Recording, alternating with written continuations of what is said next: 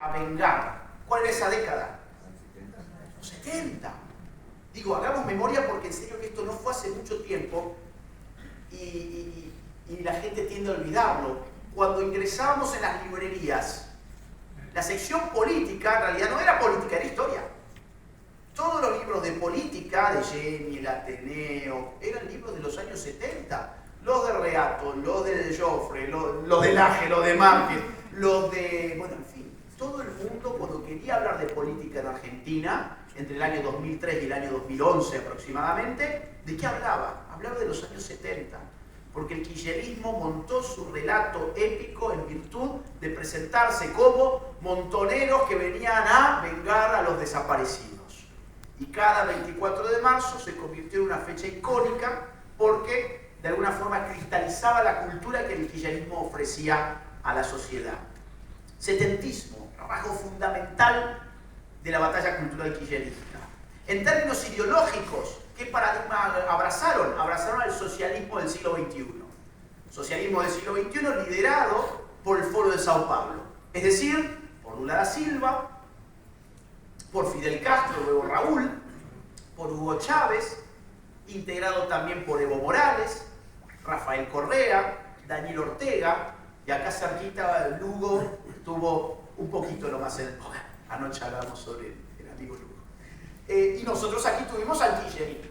¿Y qué plantea el socialismo del siglo XXI? Miren, es una locura porque justo en el momento en que caía el muro de Berlín y Occidente cantaba el fin de la historia, con Francis Fukuyama a la cabeza, y suponíamos que el capitalismo había triunfado para siempre, en realidad en América Latina aparecía el Foro de Sao Paulo y el socialismo se reconvertía aquí en nuestras tierras, para decir, todavía es posible una forma de socialismo que es el socialismo latinoamericano, de especificidades antiimperialistas, postcoloniales y toda esta verborragia que a ellos les gusta pronunciar. Entonces, socialismo del siglo XXI. Setentismo. En clave moral, lo que articuló el kirchnerismo fue, por un lado, el igualitarismo. La idea que entre los dos valores modernos, libertad e igualdad, hay que maximizar la igualdad a costa de la libertad. Claro, esto es muy importante que lo entendamos. Entre la libertad y la igualdad hay un trade-off. Hay un trade-off. Si yo quiero maximizar la igualdad, lo que voy a hacer es perder la libertad. ¿Por qué? Porque para mantener a todo el mundo igual, el nivel de coerción centralizada que debo desplegar es infinita. Digo, es tan infinita como que ni siquiera los soviéticos pudieron maximizar la igualdad porque terminaron constituyéndose en una clase burocrática. Y se estratificó la sociedad de una forma ya no económica, sino política. Y es lo que pasa en Cuba. El salario promedio en Cuba es $16, pero Fidel Castro estuvo en los rankings de la revista Forbes de los hombres más millonarios del mundo. Es lo que pasa con la familia Chávez. Son 1000 millonarios, mientras el pueblo de Venezuela se muere de hambre. Más del 94% de los venezolanos están en la extrema miseria. Sí, el socialismo promete igualdad, aniquila la libertad, pero al final del día no desestratifica la sociedad, sino que la reestratifica con arreglo a criterios no económicos de mercado, sino criterios políticos. El kirchnerismo apuntó al igualitarismo, pero el igualitarismo no solo en clave económica, en todos los órdenes.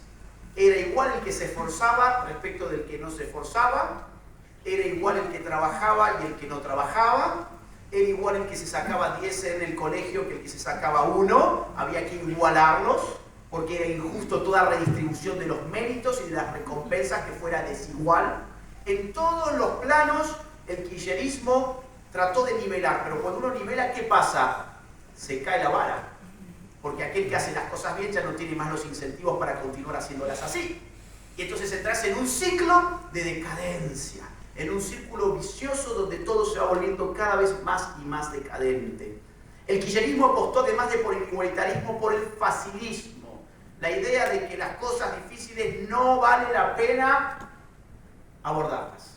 La idea de que aquel que toma el atajo, aquel que apuesta por la viveza criolla es el que necesariamente sale ganando. Cortoplacismo fue también otro de los elementos culturales del kirchnerismo. Vivir del otro, la envidia, el resentimiento, el desprecio por el empresario.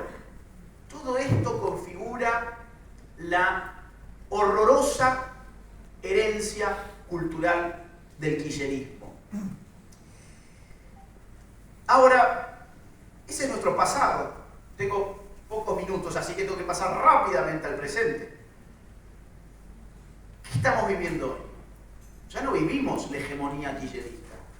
Hoy vivimos el primer gobierno libertario de la historia, no solo en Argentina, sino en el mundo. Una